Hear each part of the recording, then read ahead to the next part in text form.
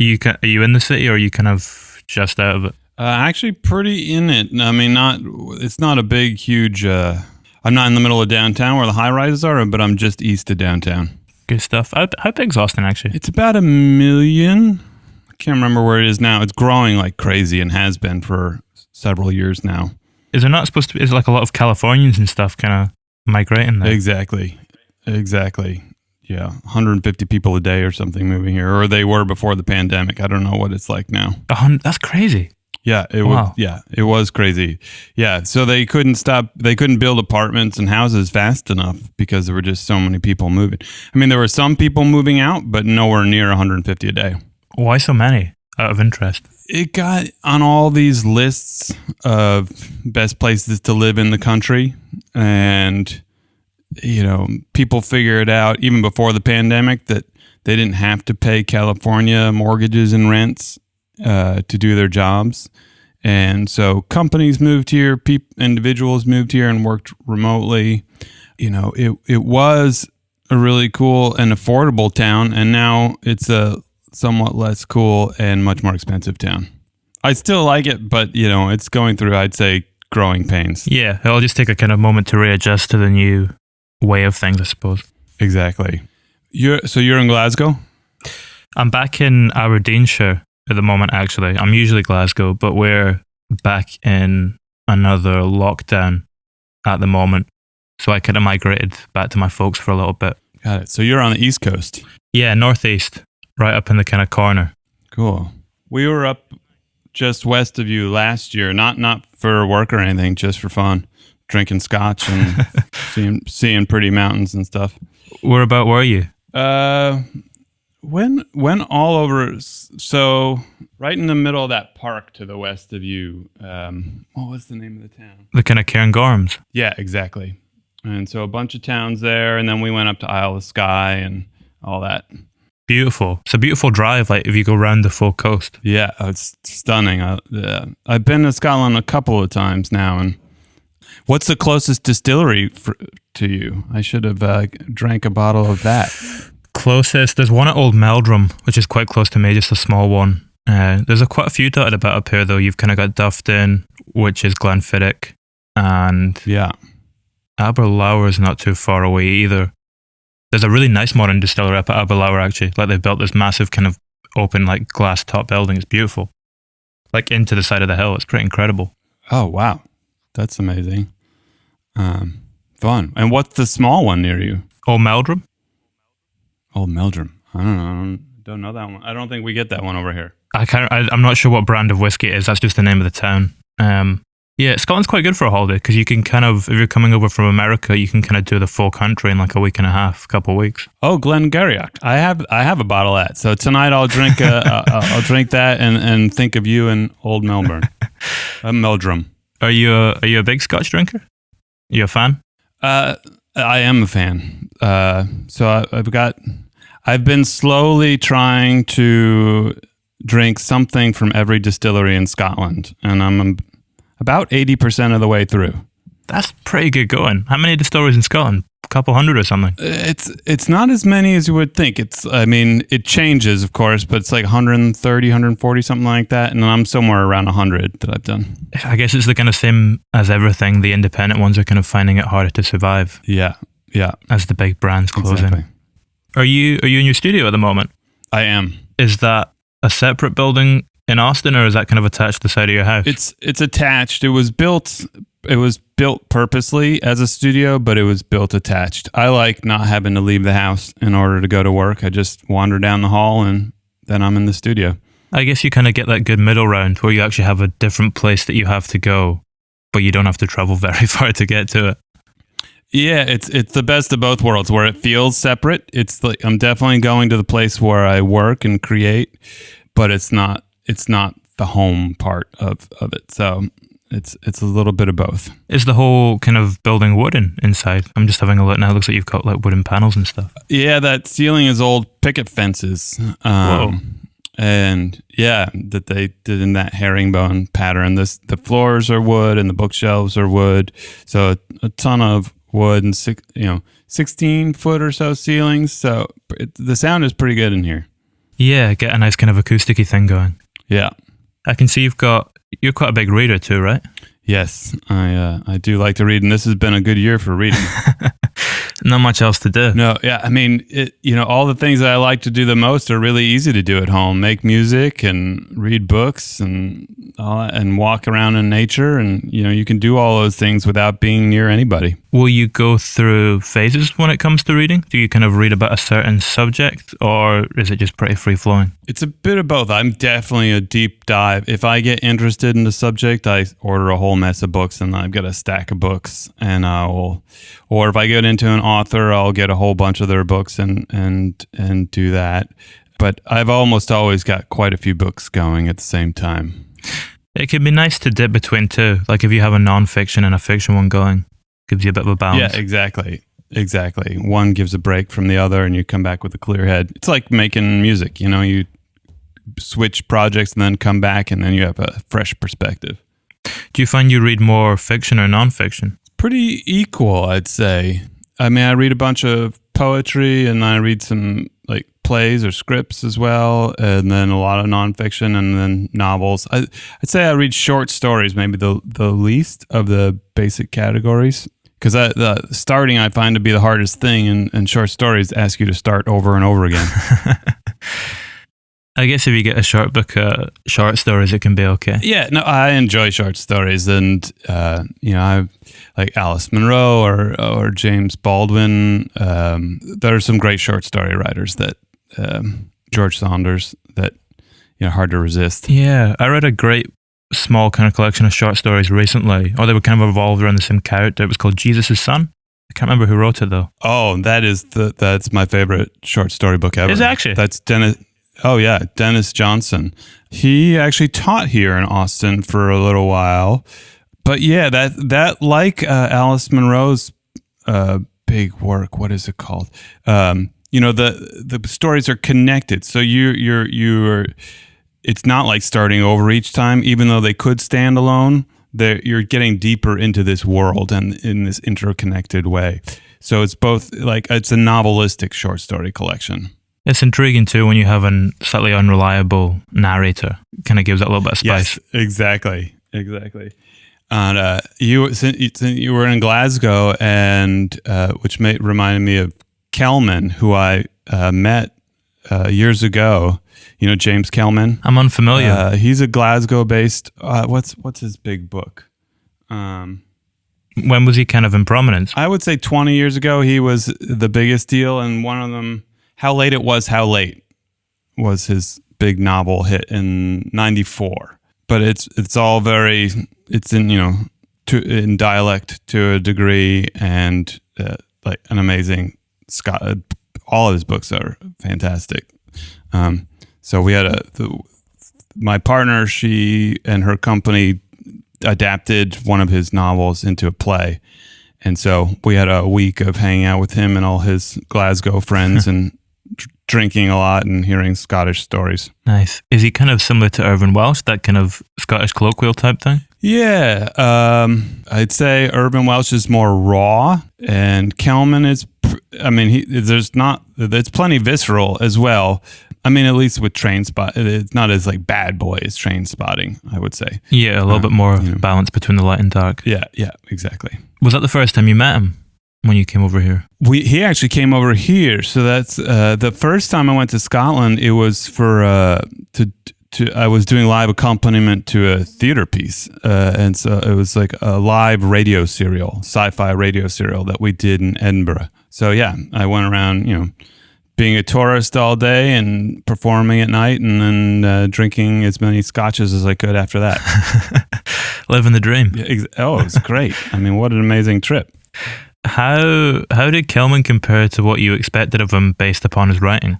He kind of lives the stereotype. Hard, living hard, drinking, fun, loud, full of stories. And I don't know, Glaswegian versus other areas, but it felt like hanging out with him and his whole crew felt like what you would imagine hanging out with a bunch of Glaswegians to be. Yeah, the rest of Scotland's a little bit tamer in comparison to Glasgow, I think. Yeah. I sometimes get a bottle of White and Mackay which is very cheap over here, to put me a bit into the Glasgow mindset. Do you ever find that with music as well? You know, if you listen to a piece of music that's very connected to something for you, it can kind of transport you into the mindset of where you are at a different point in your life. Oh, yeah. I mean, I love travel in a quote real way, but I also love armchair travel. So, you know, I'll read novels, cookbooks, poetry, history, all about a place, and really, as well as listening to the music, all to really immerse into it. Like China is a good example, where I've been to China a few times, but also have read a lot of ancient Chinese poetry in translation. I wish I could read Mandarin, but I'll read the poetry, I'll read the history, I'll read contemporary novelists and things like that, and as well as cooking the food. And like Chinese percussion has definitely been an influence on me, and some of that really has informed some of the work I do.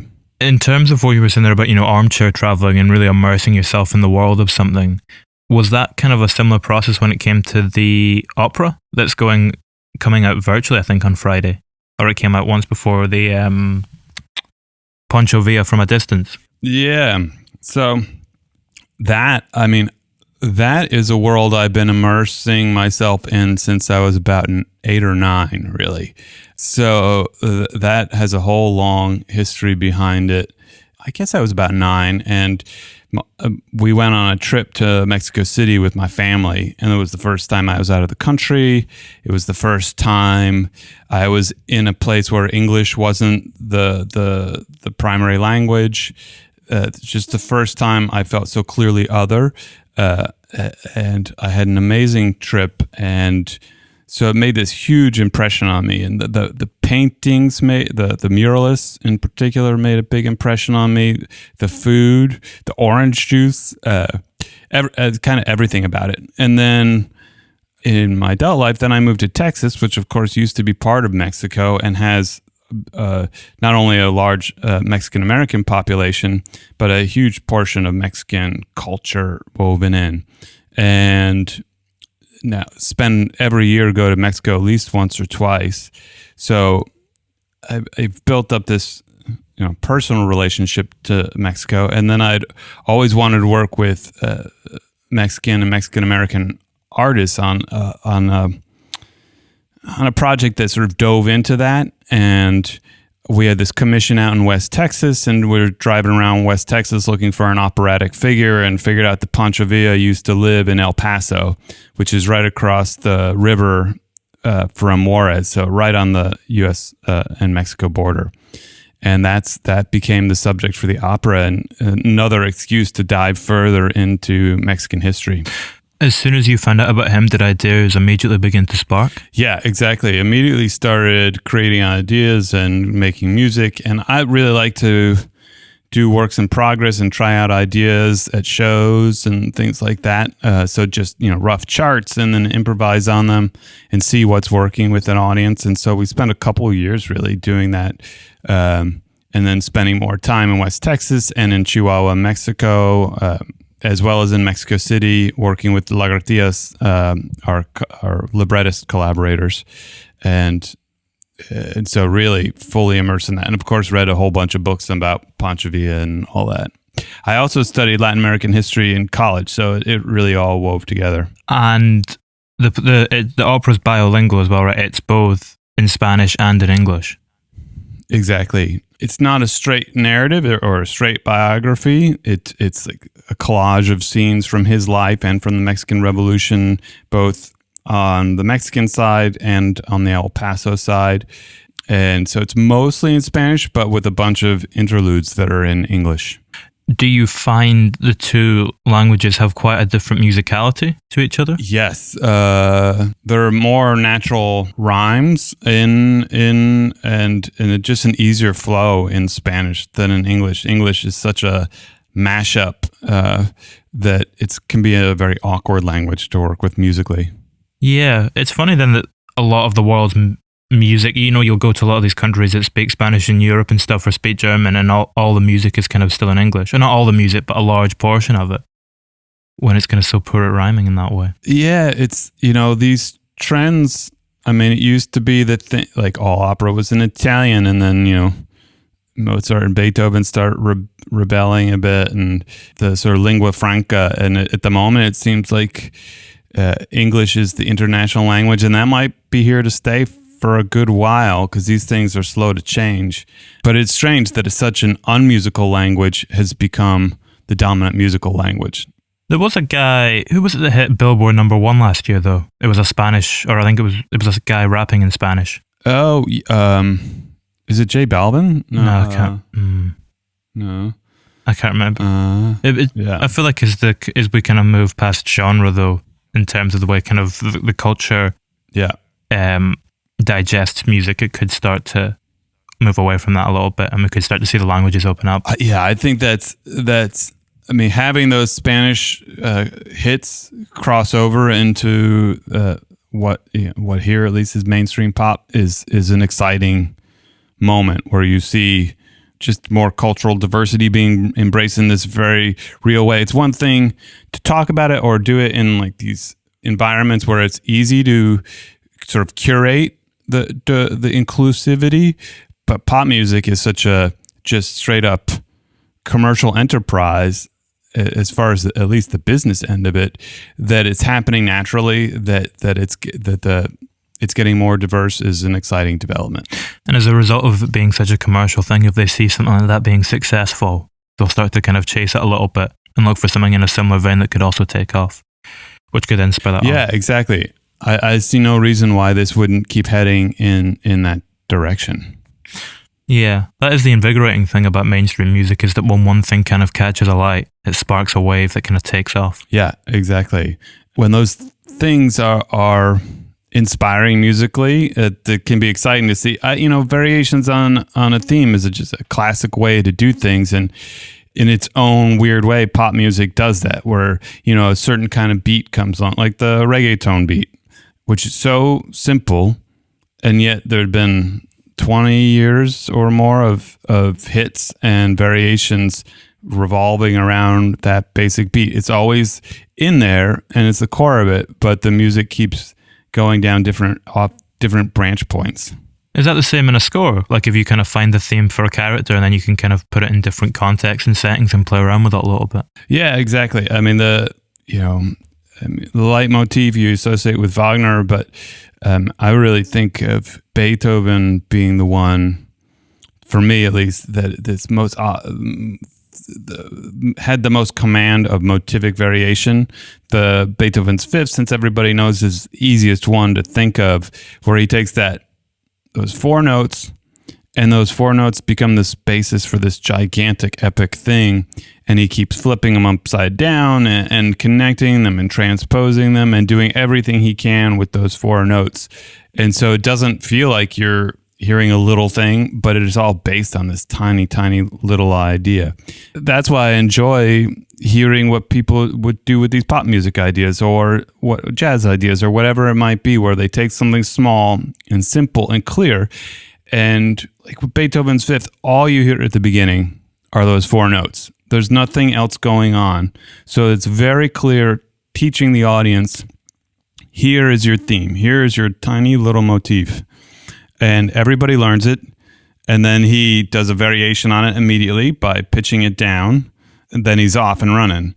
And so I really like when you give the audience a chance in that way, where you teach them this vocabulary that you've invented and then explore it, and they can, to whatever degree their sort of listening skills and music theory knowledge allows, they can follow along with you on that exploration. Beethoven makes it very easy for the most casual listener to follow that, but also people obviously spend their lifetime studying Beethoven scores. And so there's a huge depth there, but with this very accessible exterior. It's almost like reeling in a fish. Once you get that hook in at the start and you've got them, you can kind of take them wherever you want. Yeah, it's exactly. I mean, that's the idea of the hook. And, Beethoven or a jazz player is not using it in the same way that a pop song uses a hook, but the idea of it catching, and then that creates interest. And why do you keep listening? Because you want to know what happens to that character, and that character is that theme, that hook. Does the hook and the rest of the music almost come from your brain then? Do you have to kind of tackle them in separate ways? It can. I mean, the hook can come. The generation of those themes can come from all sorts of different directions. If I'm understanding your question, but I mean, sometimes it just comes out of your head. Sometimes it comes out of improvising. Sometimes it comes out of extracting something. You know, like a classic beat that you extract and then manipulate into make your own personal version of that beat. And so it's got that core, but you've changed it and personalized it and made it yours. So it can be intellectual, or it can be emotional, or it can come from any of a myriad of directions. Do you know as soon as you have it? As soon as you stumble upon that, do you know that's going to be the hook? Sometimes you know, sometimes you think you know, and if I'm on a roll and creating a bunch, I like to over-create and then edit down to the strongest ideas. Often in the moment, if I'm feeling it, I feel I can get a little cocky about it. And in the moment where you feel like, oh, this one's good, and this one's good, and this one's good, then you show it to somebody, or you come back to it, and then you figure out, okay, that's fine, but not exciting. And this one is stronger, and this one's in the middle, and this one's also strong. You can also have the kind of days where it's the opposite, where you're generating ideas and you're capturing them because that's what you're supposed to do, but none of them feel like they're actually any good. They're not feeling like they're working, and you're judging them in the moment, and kind of can be a harsh critic of yourself. But then you come back and you find that, oh, one of those ideas actually could work, and you can pursue it further. So you feel like you know it, but I think, you know, like what was that Philadelphia studio? They used to crank out the pop songs, and they'd write 100 pop songs, all of which felt like they had a hook, all of which felt like they had commercial potential, but 100 pop songs to make the one gigantic hit. And so sometimes it hooks you briefly at the moment, but is it really there to stay? You don't really know at first, I don't think. No, you need to give it that time to get some perspective on it. Exactly. When you maybe test it on someone and you show it to them, if you're composing for a film, will you show it to them in the context of the film itself, or will you show it to them just on its own? It depends on the project and how much time we have to a degree. I've had some real luck with showing palette ideas and theme ideas before we even have picture, but I've also created stuff before we had picture, and none of it was usable at all because the picture turned out to be totally different from what I imagined in my head. If we're on a shorter turnaround, then I will most likely show it with picture and shape it to the picture before sending it along. But if we're early enough and can start playing around and having that discussion about themes and palette early, then I'll send things without picture, just to see if my musical ideas sound like what the director is hearing. Are you basing that up on the script then? Where are you kind of generating that music from? So it's a combination of the script and discussions with the director. And then if there is either a book or a novel or a historical context, then I'll do some research into that as well, just to have my head sort of swimming in that world. And so the ideas come out indirectly from that world that I'm thinking about. How did that function for something like Bernie, where you have this kind of massive amount of real world kind of evidence, for lack of a better term? Yeah. That one, the research was really easy because my partner, she is from East Texas, just a few towns away from where Bernie was. And, you know, Rick Linklater is also from East Texas. And so we both knew that area well. So able to make playlists of music that people listen to. I'd already explored country music a lot, and I was working on some other country music inspired projects working with pedal steel and other instruments that you associate as part of that palette. And then there were all the hymns that Jack sang, and that was a whole world to really dive into. So I got a big stack of hymnals and started playing through hymns and listening to different ways that they were arranged and treated, and dove into the world of hymns more than I had really in the past. Country I'd already started diving into. And then, so I had the being in the physical place of East Texas where it takes place, and then a lot of cultural and musical context to go with it. Were the hymns the first thing you wrote for it? So the hymns are all real hymns. So they were, Jack and Rick and I all had our person that we went to who suggested hymns and who grew up in that world. And so we got together, we had playlists, and we listened and narrowed down to some of our favorite hymns and then started arranging them. And I also, we were talking earlier about where themes come from. And so I would take some of the instrumental music, I would take themes or chord progressions from these hymns and then make my own music out of it. Interesting. So you the spark is coming from an outside perspective. Yeah, even we did a lot of even sort of source music in the film, and all of it's tied together with some kind of threads, no matter how different it might be in terms of genre or instrumentation. Kind of like the film itself in terms of the tone of it. You've kind of got so many different things going on there tonally, but somehow it all manages to link together with one cohesive thread. Yeah, I mean, there's some real complexity in a film that has so much lightness about it at the same time. And I mean, there's some really heavy stuff in there. But then you've got this comic genius and Jack, who shows off his sort of his more serious acting chops, but mixed in with that sort of fun person that is Jack Black. And then Matthew being as silly as I think he's been in the film that I remember. But he's also from East Texas. So he knew, or I think he's East Texas. I think he's close to Louisiana. I can't remember exactly what town he's from, but he was really of that world as well. And so was able to capture it very easily. And, that's his accent sounds almost exaggerated, but it comes from a real place. I remember seeing something written about that film where someone had said it was the first kind of light-hearted film that Linklater had done, which I found quite interesting considering where that film goes at some points. Yeah, it's true. To have a film about a murderer be your most lighthearted film says something. I mean, it's much lighter in some places, but it's like, the Before series, the trilogy, like it never gets that dark. There are no guns in that I remember in the Before trilogy.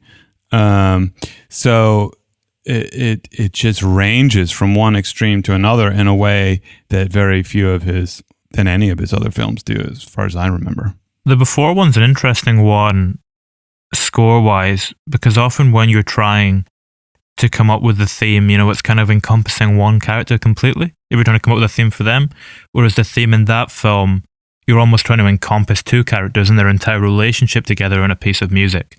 Does that kind of impact the process and the approach to it? Yeah, that one was such a tricky one in terms of, I was coming into the third film and the first two films were already so good, and they didn't have a theme like I was trying to make. So I had to be very careful not to ruin what was already working. So I wanted something simple and clear, but malleable.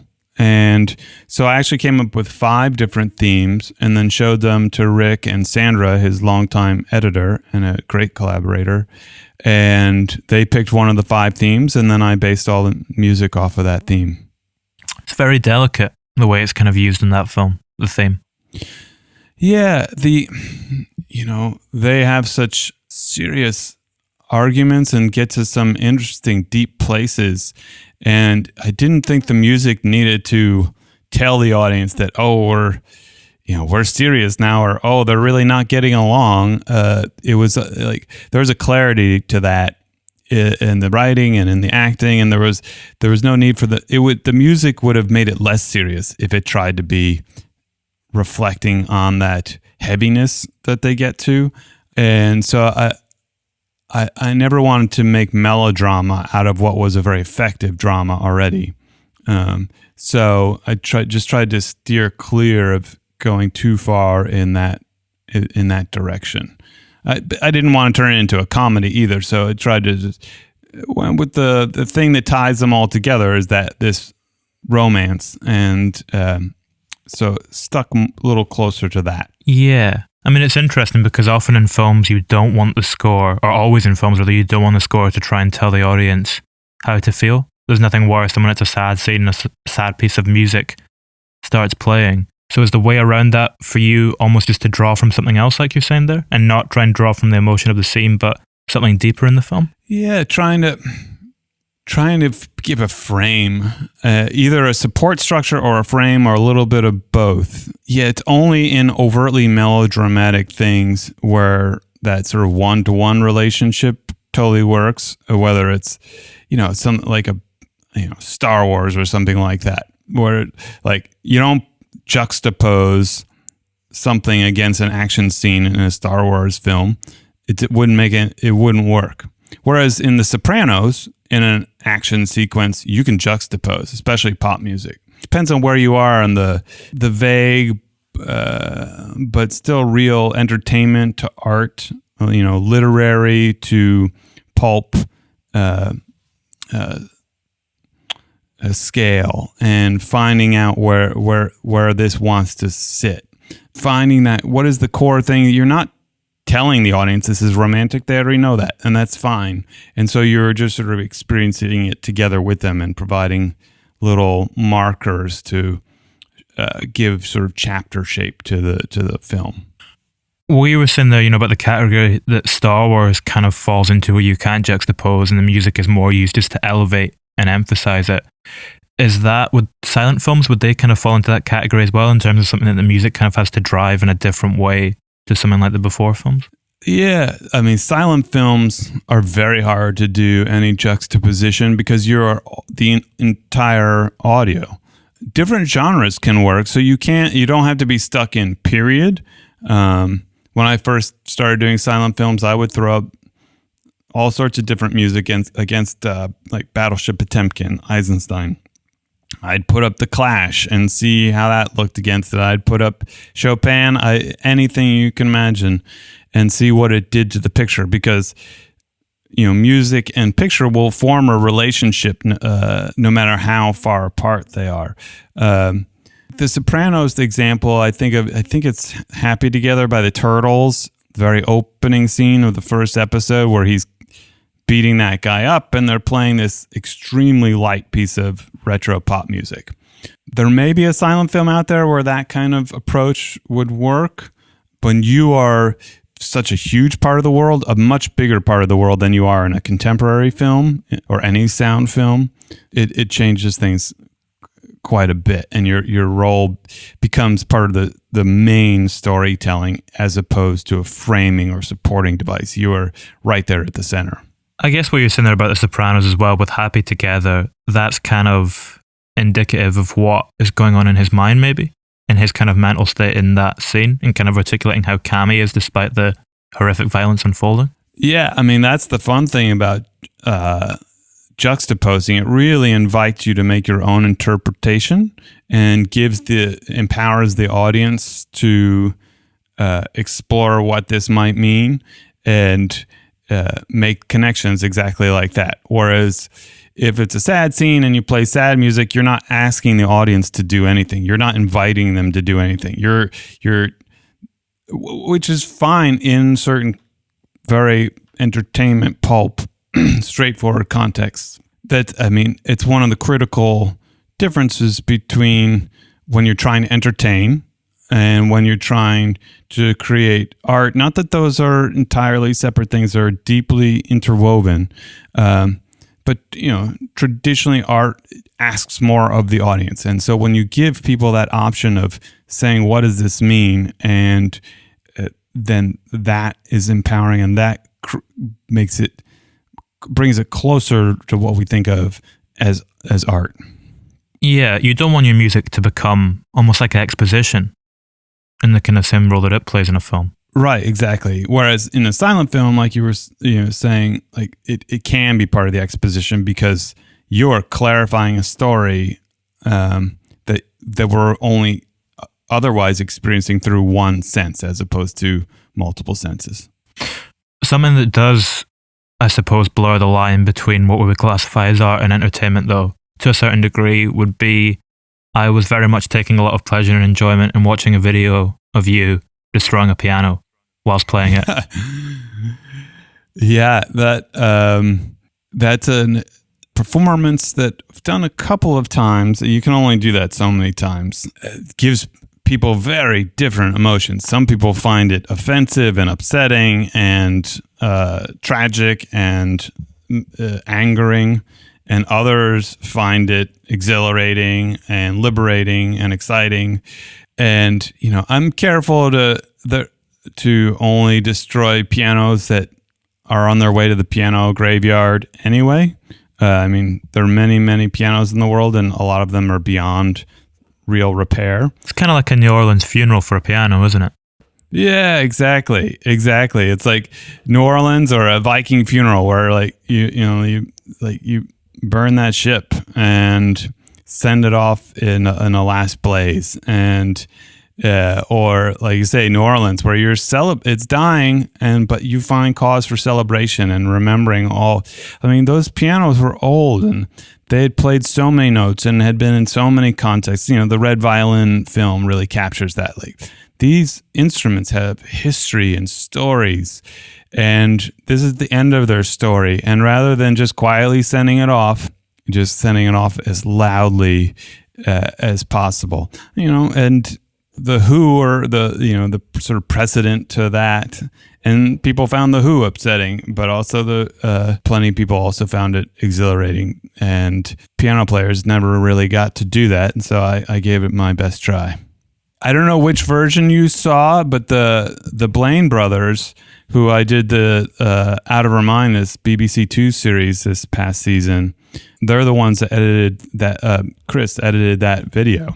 I saw two. There's one from South by Southwest in 2015, and there's kind of more of an amateur one from 2011 where you're in a white suit. Yeah, so it's the 2015 that the Blaines were here, and that's when we met, and that's what led to me working on that show with them. Nice. How would you describe the release of energy from doing that? Because it's different to just playing a piano. Oh, it's extremely different. And, a sledgehammer is pretty heavy. So I'm always, adrenaline gets me going and gets me into it, but I'm always more tired and more sore afterwards than I realized. But both the two times I've done it, like, the audience has been with me, and so we sort of go on that together. But there's there's horrible things about our instinct to destroy things and our violent instincts, but those instincts exist. And what do you do with those? How do you release those in a healthy way without just building on them or deepening them? And for me, like playing drums, or in this case, destroying a piano, is a really fun way to release that pent up energy and just let it go. Plus, it makes crazy noises while you're doing it, so it's sonically fun as well.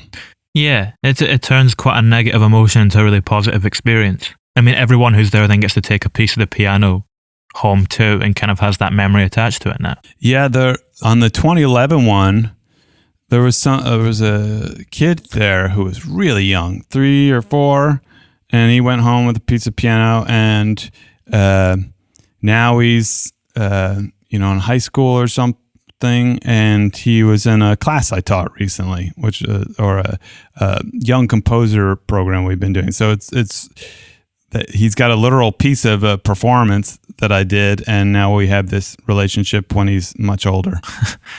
Man, you taking a sledgehammer to a piano in that video kind of has similar energy to Alex Jones giving a speech in A Scanner Darkly. I find that was where my mind kind of went with that. Interesting. Who you then worked with? Was that how you came upon him? That is how I came. Yes, exactly. We met working with Linklater, and that was obviously before Alex went down the extremely dark pathway he's gone on since. But at the time, he was an interesting, intense character about town, and so we met during Scanner, and then I feel like there was some other thing we met during as well. And he asked if I wanted to score some of his work, and I said sure, and we tried it. Obviously, I'm not working with him anymore. He turned some corners that you can't really turn back from. But what a intense person to get to know. He was actually one of the easiest directors to work with because it was crystal clear when he liked and didn't like something. Was he kind of known then? Did he have this reputation? Not in the same way he does now, but was he a known figure in the local He was community? a known figure, yes. More as a quirky, crazy, fun, intense character than a spreader of lies and hate. We of course drifted apart once he switched over to the lies and hate approach, but he was known in his own way at that point. Yeah, he kind of just slipped down the rabbit hole shortly thereafter. Yeah, I've had other friends who you play damaged until you are, or you play like you don't understand something until you don't. And he just got deeper and deeper into this persona that he had built for himself. And it was sad and horrifying to watch happen. Why do you think we do that? Construct these personas for ourselves that we then eventually slip into.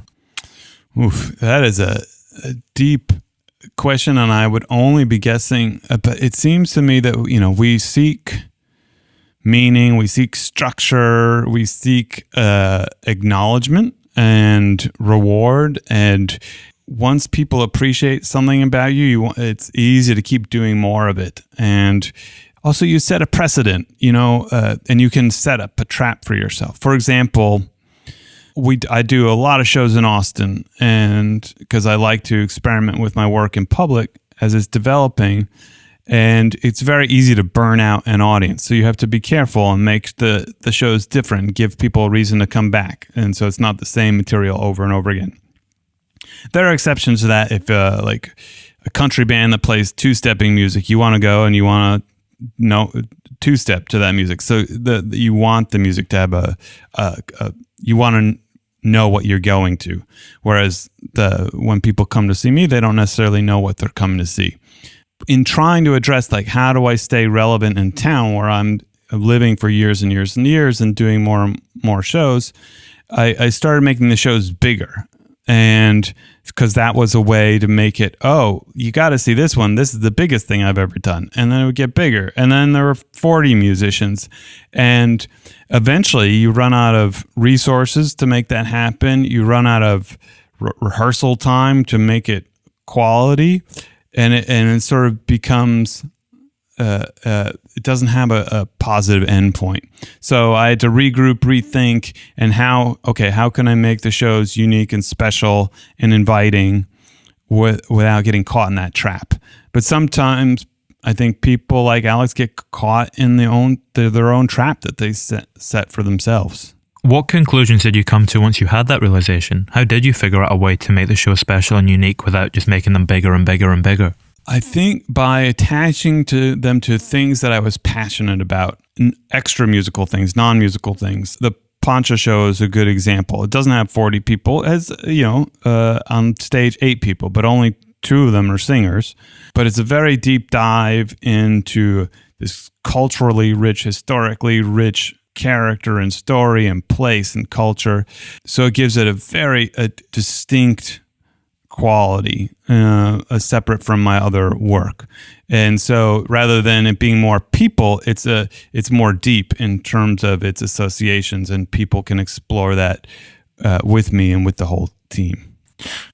Yeah, so the personal attachment to it is almost more unique and special, but the scope is still pretty sizable for that one. Yeah, narrowing the scope so it's easier to get the higher quality. You know, the fewer people you have, the easier it is to rehearse multiple times, the easier it is to develop work, to communicate on stage. You know, like when I listen to classical, I'm much more likely to listen to chamber music than I am to orchestral music around the studio or whenever. That I find it much easier to relate to and dive into, but also to hear what's going on musically. It's interesting what we're saying there about scope as well, in terms of more relating it to like a direct musical sense as a composer. There is this perception that an artist must either have, you know, quite a narrow scope but incredible depth in it, or when someone is exceptional in one specific area, or they can either have a narrow depth but incredible scope and be adverse in a multitude of different styles. Is that a myth? Can you have both depth and scope, do you think? Because that's kind of something you've done throughout your career. I definitely lean on scope harder than I do depth, but I do depth in a short to medium term way that I hope gives each piece that kind of context. I'll never, like, my piano skills will never be as deep as someone who is more disciplined in practicing and is more disciplined in developing their technical facility and the voice associated with that. There's that certain kind of narrow focus depth that I'll never be able to do. You know, when you take it out of a musical context and you try to understand a problem in the world, or, you know, how something came to be, having a wider context gives you a deeper understanding of that problem or that history. You know, if you're studying, you know, I don't know, if a city has an infrastructure problem, if you didn't look at any other cities and didn't think about how these infrastructures came to be and look at other examples of what was good infrastructure, then you're just starting from zero. But if you dive into a much broader context, then you can have a richer palette of ideas.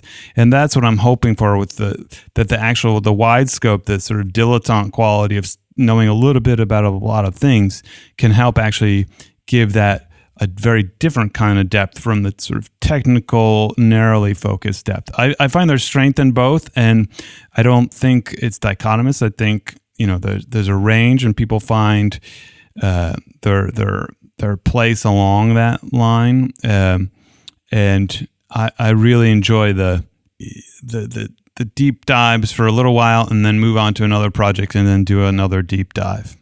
So those deep dives, for example, would be like the research that you went into for the opera, when you kind of looked at the history of all of that. Exactly. And like right now I'm doing a collaboration about insects. So I'm learning a lot about insects, and I audited a class at the university about entomology, and I'm getting to know some entomologists and reading books about insects and historical entomologists and things like that. And so then there's a whole sonic world associated with insects as well. And so what do insects sound like? So that's one of my current deep dives. Do certain instruments feel evocative of certain insects in that way? Yes. You know, a bowed instrument is easiest to get some of those sounds. If you actually bow the wrong way, which I think is probably horrible for the hairs on the bow, you can get a buzzing sound pretty easily. And if you bow in a circle, you get a buzzing that sounds like it's in motion. All instruments have different strengths and different palettes, but stringed instruments like a cello, I think, is the easiest thing I can think of right off the bat to capture some part of the insect world. I'm intrigued by as well, what did you dive into when it came to the depth for A Scanner Darkly? Because that's a score that seems to kind of twist and turn in so many different directions, and is kind of constantly moving and shape-shifting. Yeah. We had a long time to work on that. And we started, it was actually the score for Last Tango in Paris, which had saxophone. I used to play that on the saxophone. Oh, really? Perfect. Okay. There's a tiny bit of saxophone left in the film, but at first we had a whole mess of saxophone. The opening scene had saxophones. It was sprinkled throughout because that was a palette that Rick and I were both interested in before it was even shot. But the deeper we got into it, the more it felt wrong. And actually, so took away the saxophone and instead started exploring the guitar and developed that palette in place of that while I kept the same drums. The drums were the same from the original sketch that had horns. And then the other thing I did was try to develop a palette where, just like the film was shot in live action but then animated on top of, I recorded mostly acoustic instruments, with the electric guitar being the exception, but there are no digital or sampled or synthesized instruments in there. And then instead of mixing them like natural instruments, putting them through effects that you would typically associate with guitar,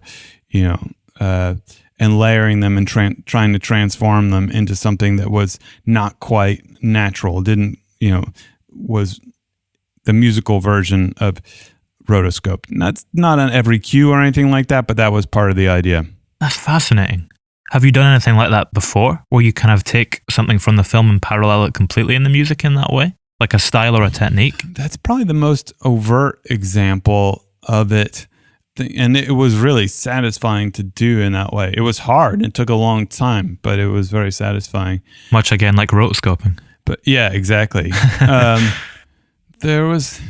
I'm sure I have, but nothing's coming right to mind. I mean, I do think a lot about what is the aesthetic philosophy behind this, and are there any, you see parallels historically, like, Impressionism has its equivalent in music, and Dada had its equivalent in music. So whatever aesthetic philosophy is behind the film can probably be distilled to something that can be applied to music. And that is part of the conversation with the director in the early stages, where you're trying to figure what are the concepts behind this, not just the story and all that, but where is it coming from artistically? It almost comes back to this idea as well of music being a language, because in that sense you can translate anything into it. Yeah, exactly. The analogies of music as language work really well and hold up as, analogies often don't. If you start getting into musical specifics, it can be very hard unless you and the director have a lot of common knowledge about music and you understand what they mean by certain words. But what one person means by raucous and exciting music or fun and playful music might be radically different from yours. Whereas if they're talking specifically about music, or what they mean by heavy. Whereas if you can start to understand what they're trying to do with their film, or then you get more to the heart of the matter and can try to come up with something that fits that. Will you ever have conversations with a director about music in that way and try and find out where they kind of sit with music, or do you just put that to one side and focus on the film and the kind of themes themselves? Sometimes they already have a strong idea of music that they're interested in, so that then the conversation will steer in that direction, because they are, whether it's a period something or just music that they're excited about.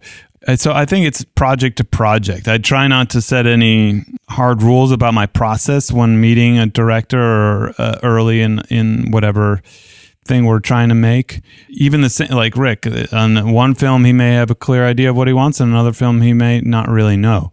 And so trying to figure out what it is. And of course sometimes films often come with their temp track. So that tells me a lot about what the director and the editor are thinking in terms of music.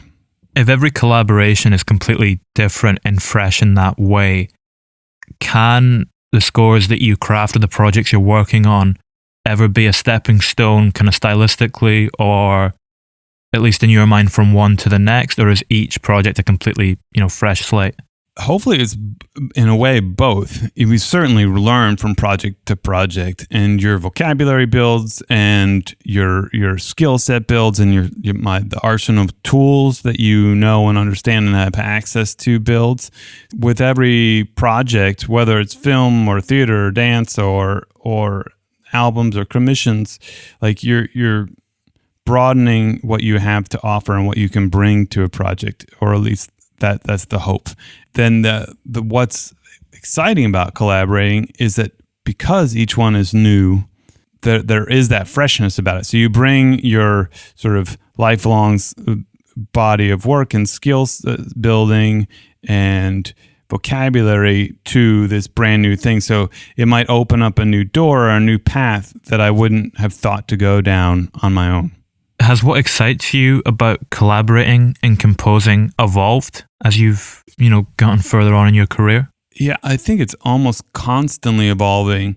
I think at the core of it, what excites me is learning, just being curious and trying something new, which is why I was never, if you go in that narrow focused way, you can always be learning something about a narrow and focused thing. So I'm always sort of restless, and if I hear a new kind of music or a new artist or something like that, I'm curious to go further in that and learn from them and add to that. So this meandering exploration and learning about music and sound, always changing, and it's always teaching me something new.